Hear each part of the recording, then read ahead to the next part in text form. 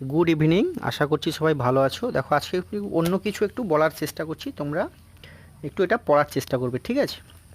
প্রথম কথা, renewable energy আমরা কাকে বলবো? হোয়াট ইজ এনার্জি যদি বলা হয়, এনার্জি কাকে বলবো? An ability of an object to do work. তাহলে এটা একটা এনার্জি। এনার্জি মানে আমরা এক ধরনের বলতে পারি এটা পাওয়ার, ক্ষমতা। তো কার্য করার হারকে আমরা ক্ষমতা বলি। যাই হোক, সেটা তো আলাদা কথা। কিন্তু ঘটনা হচ্ছে কি, আমাদেরকে রিনিউয়েবল এনার্জির একটু জানতে হবে। কেন এত ইম্পর্টেন্ট, কেন এটার দরকার? তোমরা নিশ্চয়ই জানো এখন ব্লু আর্থ বা গ্রিন আর্থ একটা প্রজেক্ট চলছে। তো সোলার এনার্জি, বায়োমাস এনার্জি বা অন্যান্য যে এনার্জি আছে সেগুলোকে আমাদেরকে ব্যাপকভাবে প্রচলন দরকার। কেন? আমাদের ভবিষ্যতের জন্যে। যদি আমরা এইভাবে পলিউশন করতে থাকি, একদিন মনে করা হয় মঙ্গল গ্রহে একদিন প্রাণের অস্তিত্ব ছিল, আজকে নেই। কেন না? তার জন্য পলিউশন দায়ী। সেরকম পৃথিবীতেও একদিন প্রাণের অস্তিত্ব থাকবে না, কোনো প্রাণ থাকবে না, তার জন্য কিন্তু পলিউশন দায়ী। তাহলে এখন থেকে আমাদেরকে ভাবতে হবে সোলার এনার্জির কথা। সোলারের দুটো পজিটিভ দিক কী? প্রথম কথা হচ্ছে সোলার এক তো প্রাকৃতিক থেকেই, তার কোনো ফিউল দরকার নেই। র পাওয়ার, সূর্যের আলো আসছে অটোমেটিক, সেটা থেকে আমরা সোলার পাওয়ার তৈরি করব। দ্বিতীয় কথা, এই যে পাওয়ার, এত পরিমাণ পাওয়ার তৈরি করতে হলে যে অক্সিজেন পোড়াতে হতো, তার বদলে কার্বন ডাইঅক্সাইড তৈরি হতো, সেটা কিন্তু টোটাল সেভ হয়ে গেল। অর্থাৎ কার্বন ডাইঅক্সাইডও তৈরি হলো না, আর অক্সিজেনও আমাদের খরচ হলো না, ঠিক আছে? তাহলে solar, wind, small hydro, biomass, তারপর ওয়েস্ট মানে বিভিন্ন নোকরা থেকেও এখন বায়োগ্যাস, আরও অনেক কিছু এই ধরনের যে এনার্জি, জোয়ার ভাটা, সেটা এখন ভারতে প্রচলিত হয়নি। যাই হোক, এই ধরনের যে এনার্জি, এগুলোকে আমরা বলবো রিনিউয়েবল এনার্জি। তো এগুলোর উপর এত জোর দেওয়া হচ্ছে কেন? আমি একটা তোমাদেরকে বলি যে সোলার এখনও ভারতবর্ষে মাত্র টার্গেট আছে প্রায় 2000 মেগাওয়াট, ঠিক আছে? কিন্তু ইনস্টল হয়েছে, কিন্তু সেটাকে মাত্র সেখানে বায়ুচালিত শক্তি কিন্তু 20,000 আছে, মেগাওয়াট প্ল্যান্ট আছে অলরেডি। তো এইভাবে যদি আমরা ধরি, তাহলে কিন্তু আমাদেরকে সোলারের উপর একটু আমাদেরকে জানতে হবে বা ধ্যান দিতে হবে। একদিন তোমরা নিশ্চয়ই জানবে যে আজ থেকে বেশি নয়, 10 থেকে 20 বছর পর দেখবে যত পাওয়ার প্ল্যান্ট আছে, থার্মাল পাওয়ার প্ল্যান্ট, এগুলো কিন্তু ধীরে ধীরে বন্ধ হয়ে যাবে। 80% সমস্ত পাওয়ার প্ল্যান্ট আমাদের বন্ধ হয়ে যাবে। যারা আমাদের ইলেকট্রিসিটির লোক, আমাদেরকে সোলারের দিকে যেতেই হবে, ঠিক আছে? তো প্রথম কথা হচ্ছে, সোলারের অনেক পজিটিভ দিক আছে, অনেক ধরনের হয়। আমি একটু বলি যে of grid system, on grid system. তাহলে অফ গ্রিড কাকে বলবো? অফ গ্রিড মানে যেখানে কোনো রকম আগে থেকে কোনো পাওয়ার সাপ্লাই নেই। ধরো একটা দ্বীপ বা একটা জঙ্গল, যেখানে পাওয়ার সাপ্লাই পৌঁছায়নি, সেখানে কিন্তু আমাদেরকে অফ গ্রিড সোলার সিস্টেম বসাতে হয়। সেখানে শুধুমাত্র একটা ব্যাটারি থাকবে, সেই ব্যাটারির দ্বারা, একটা ইনভার্টারের দ্বারা আমরা মোটামুটি সোলার সেল থাকবে, সেগুলোকে বিভিন্নভাবে ইনস্টল করা হয় সেখানে। তার দ্বারা অফ গ্রিডে ব্যাটারির দ্বারা ব্যাটারি চার্জ করা হয়, ব্যাটারি থেকে ব্যাকআপ নিয়ে আমাদের সাপ্লাই নেওয়া হয়। সেটা হচ্ছে of grid system. On grid কাকে বলবো?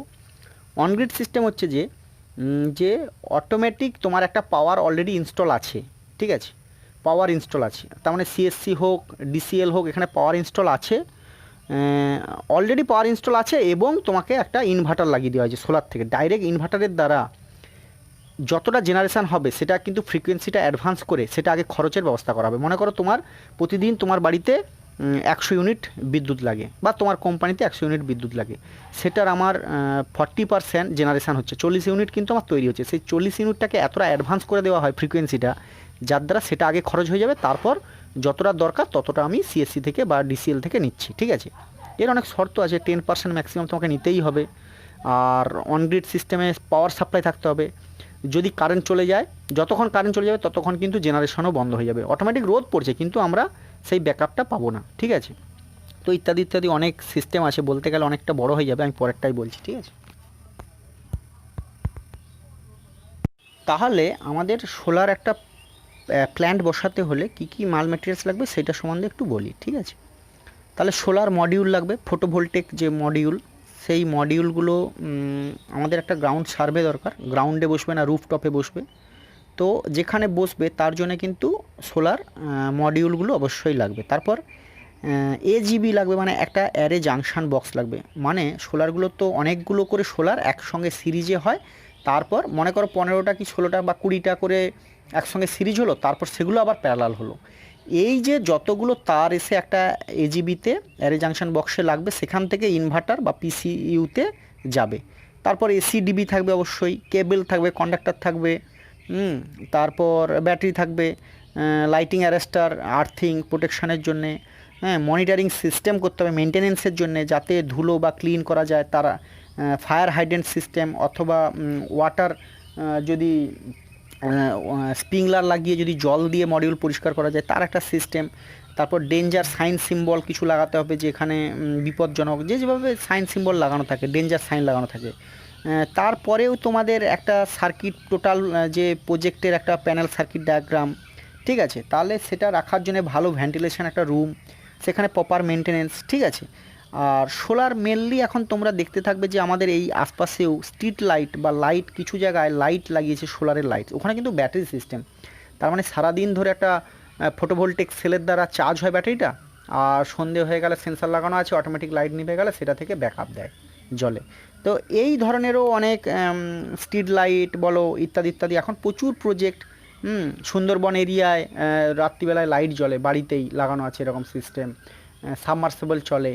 তো ভারতবর্ষের অনেক জায়গায় অনেক বড় বড় প্ল্যান্ট আছে, কিন্তু পশ্চিমবাংলার ক্ষেত্রে কিন্তু সোলার যে ইনস্টল হবে তার নিয়মটা কিছুটা একটু কঠিন, যার জন্য মানুষ এতটা অ্যাভেলেবেল নয় সোলারটা। কেন? এখানে 5 কিলোওয়াটের যদি প্ল্যান্ট তুমি বসাও তবে তোমাকে দেওয়া হয়, তারপর গভর্নমেন্টের কোনো সাবসিডি থাকে না, ইত্যাদি ইত্যাদি অনেক থাকে। তাহলে সাইট সার্ভেতে দু একটা কথা বলতে আমি ভুলে গেছি, বলে দিই একটু। ক্যাম্পাস লাগে। ক্যাম্পাস মানে কি? তুমি অবশ্যই, আমি বলছিলাম মডিউলগুলোকে দক্ষিণ সাউথ সাইডে মুখ করে লাগাতে হবে। তাহলে সাউথ ল্যাটিটিউড অ্যাঙ্গেল, সেটা অ্যাঙ্গেল ফাইন্ডার দিয়ে বা জিপিআরএস সিস্টেমের দ্বারা লাগাতে হয়। অ্যাঙ্গেল ফাইন্ডারের দ্বারা কর্নার ঠিক করবে বা ল্যাটিটিউড অ্যাঙ্গেল কতটা অ্যাঙ্গেলে বসবে সেটা। একটা পাইরানোমিটার পাওয়া যায়, সেটার দ্বারা কিন্তু একটা রেডিয়েশান, সূর্যের যে radiation, solar radiation flux density, সেটা কিন্তু মাপা যায়, ঠিক আছে। তাহলে ইত্যাদি ইত্যাদি ধরনের জিনিস লাগানো থাকে, আর অবশ্যই সেগুলো আমাদেরকে একটু আধটু জানতে হবে, ঠিক আছে। আমি আজকে ভিডিও কোনো দিচ্ছি না, ভয়েসে দিচ্ছি। এগুলো তোমরা একটু কিছু আমি পিডিএফ দিচ্ছি, এগুলো কিন্তু তোমরা একটু পড়ার চেষ্টা করো, আর এগুলোর থেকে আমাদের জ্ঞান হলে ভবিষ্যতে আমাদের কাজে লাগবে, ঠিক আছে। আচ্ছা, তাহলে আমরা জানি যে সোলারের যে পাওয়ার প্ল্যান্ট দু ধরনের হয়, একটা হচ্ছে পিভি সোলার পাওয়ার প্ল্যান্ট, আর একটা হচ্ছে সোলার থার্মাল পাওয়ার প্ল্যান্ট। ফটোভোল্টেক একটা সেলের যে মডিউল, সেই মডিউল কীভাবে বানানো হয়, যে সোলার অনেকগুলো সেল দিয়ে, অনেকগুলো সেল একসঙ্গে অ্যাটাচ করে কিন্তু মডিউল বানানো হয়, তার উপরে অনেকগুলো ল্যামিনেশন, অনেকগুলো প্রসেস দেওয়া হয়। যাই হোক, সেই মডিউলগুলো আবার অ্যারেতে বা একটা স্ট্রাকচার করে তাতে অ্যাঙ্গেলের উপর বসানো হয়। তাহলে ল্যাটিটিউড বা অ্যালটিটিউড যে অ্যাঙ্গেল, সেই অ্যাঙ্গেল অনুযায়ী কিন্তু সূর্যের আলো পড়ে। যেহেতু আমি বলেছিলাম যে দক্ষিণ দিকে আমাদের সোলারের মুখ করতে হবে, তাহলে কিন্তু দক্ষিণ দিকে সূর্যের আলোটা আমাদের পড়ে।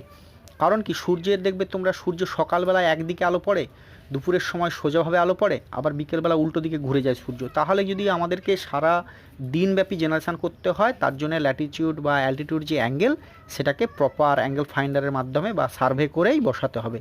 বিদেশে কিন্তু এই ধরনের ট্র্যাকিং সিস্টেম আছে, যার দ্বারা কিন্তু অটোমেটিক সূর্যের আলো যেভাবে যাবে সেদিকে সেল ঘুরে যায়, অটোমেটিক সিস্টেম লাগানো হয়, ঠিক আছে। Maximum power point tracking system, power ভোল্টেজটা আগে থাকবে নাকি কারেন্ট আগে থাকবে, সেটা যে ম্যাক্সিমাম একটা কোন পয়েন্টে থাকলে বেশি আমরা জেনারেশান করব, তারও একটা ট্র্যাকিং সিস্টেম এখন বিদেশে এগুলো ব্যবহার হয়, আমাদের এখানে হয় না। তাহলে মেনলি সোলার সেলের মধ্যে কি থাকে, সোলার সেলের মধ্যে কয়েকটা লেয়ার থাকে, আর সেই সোলার সেলের উপরে কিন্তু সূর্যের আলো বা রেডিয়েশান, সূর্যের যে বিম রেডিয়েশান, সেই ফ্লাক্সটা কিন্তু পড়ে। তাহলে সূর্যের যে রেডিয়েশান তার দ্বারাই কিন্তু সেমিকন্ডাক্টরে পড়ে। সেমিকন্ডাক্টর কী দিয়ে তৈরি হয়? এই যে সোলার সেল, এগুলো কিন্তু মেনলি সিলিকন দিয়ে তৈরি হয়। এর টপ লেয়ারটা সিলিকন, আর ইম্পিউরিটি বা ডোপিং করা হয় সিলিকনের সঙ্গে ফসফরাস মিডিয়াম লেয়ারে ডোপিং করে ইলেকট্রনের এফিসিয়েন্ট যাতে হয় তার ব্যবস্থা করা হয়।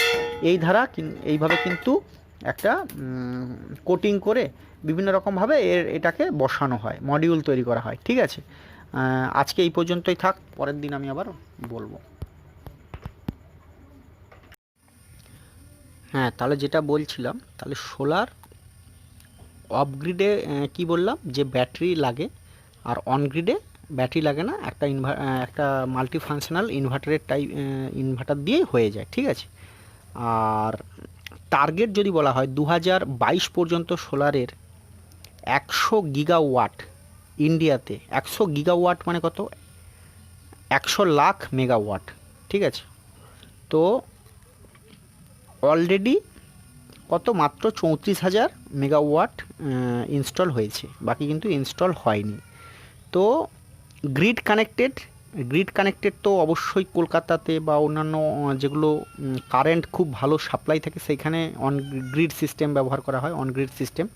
হ্যাঁ, তার মানে কি আমাদের ধরো লোড 5 কিলোওয়াট লোড আছে, আমি অলরেডি 3 কিলোওয়াট সোলার থেকে পাচ্ছি, 2 কিলোওয়াট ওখান থেকে নিয়ে অ্যাডজাস্ট করে মাল্টিফাংশনাল একটা ইনভার্টার সেটাকে সাপ্লাই দেয়। তো এটা হচ্ছে on grid system, grid connected. হ্যাঁ, তার যেদিন জেনারেশান, তোমার মনে করো যেদিন জেনারেশান বেশি হচ্ছে, অফিস যেদিন ছুটি রবিবার, সেদিন কিন্তু গ্রিডে আবার ফেরতও যায়।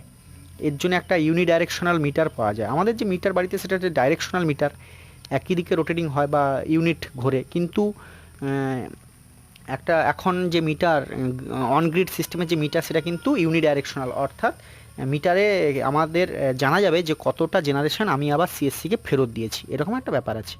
তাহলে মেনলি ল্যান্ড বেস ইনস্টল কীভাবে হয়, একটা ল্যান্ড বেস জমিনে সেটাকে বসানো হয় সোলার সেলগুলোকে। আর রুফটপ অবশ্যই বাড়ির ছাদে, তাহলে ছাদের থেকেও কিন্তু ল্যান্ড বেসে বেশি বড় বড় প্ল্যান্ট লাগানো হয়েছে, ঠিক আছে। তার টোটাল টার্গেট 2030 পর্যন্ত 300 থেকে 400 গিগাওয়াট। তার মধ্যে কিন্তু আমাদের ভারতবর্ষে এখনও পর্যন্ত কোনো টার্গেটই পূরণ হয়নি, ঠিক আছে। তাহলে এর জন্য কিন্তু প্রথমে কিছু জিনিস আমাদের জানতে হবে। আমাদের জিপিএসের মাধ্যমে ল্যাটিটিউড অ্যাঙ্গেল, মানে আমাদের কত ডিগ্রি অ্যাঙ্গেলে সোলার সেলটাকে বসালে তবে যে সূর্যের আলোটা ভালোভাবে ওর উপর পড়বে, সেই ল্যাটিটিউড অ্যাঙ্গেল কিন্তু তুমি জিপিএসের মাধ্যমেও করতে পারো, তো নিতে পারো। আর অ্যাঙ্গেল অনুযায়ী অবশ্যই দক্ষিণ দিকে মুখ করে সোলার সেলকে বসাতে হবে। ইনস্টলের একটা থাকে, একটা তোমাকে শ্যাডো যাতে না পড়ে, ছায়া যাতে না পড়ে, কতক্ষণ দুপুরের পর যাতে না শ্যাডো হয়, কতটা অ্যাঙ্গেল থাকবে, তো সেগুলো একটা সার্ভে করতে হয়। সেই সার্ভেটা একটা মেকানিক্যাল পার্ট অবশ্যই। আর ইনস্টল কীভাবে হবে, ডাইরেক্ট গ্রাউন্ডে বসবে কি ওপরে রুফটপ করে বসানো হবে, ইত্যাদি ইত্যাদি, সেটা আলাদা একটা সিস্টেম। তো ঠিক আছে, আমি ভিডিও করে দিতে পারতাম, কিন্তু ভিডিও সন্ধেবেলাতে লোড হয় না, তোমরা এটা নিশ্চয়ই জানো। তাহলে আরেকটা জিনিস জানতে হবে যে আমাদের সোলার কত, তোমাদের ধারণা কি বেশি রোদ হলেই বোধহয় সোলারের বেশি উৎপন্ন হয়, কিন্তু এরকম ব্যাপারটা নয়।